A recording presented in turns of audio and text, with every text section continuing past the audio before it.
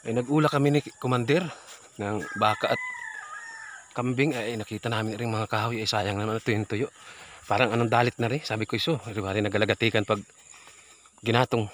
Anong ganda ng dalit. Ay meron din nga si Mrs. na daladala yun. Sanga yata ng kwan yan. Yung ano rin. Ano bagang sanga yan? Kasya.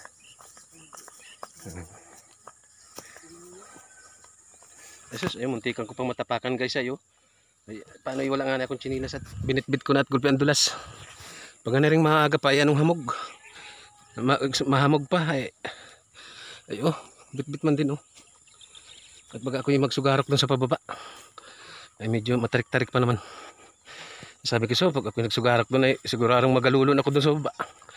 Baga mapashoot pa ako doon sa tayo ng kalabaw eh. Ay oh.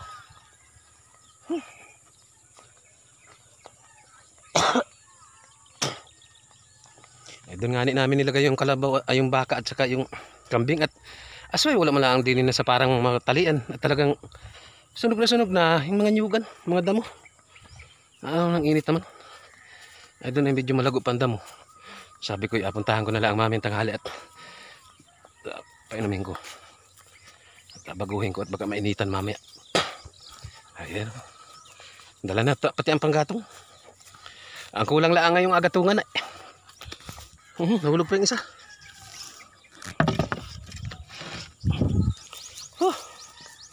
Ayan na. Oh, anong aga man din namin.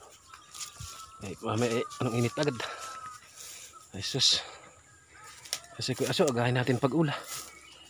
Baka maunahan pa kita doon ay anong gaganda pa naman ang damo. Kaberdehan.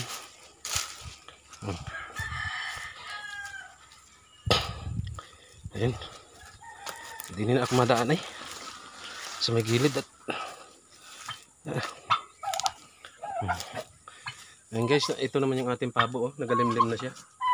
Nagalimlim na, yun oh, ang bantay niya. Yung kanyang kunay partner.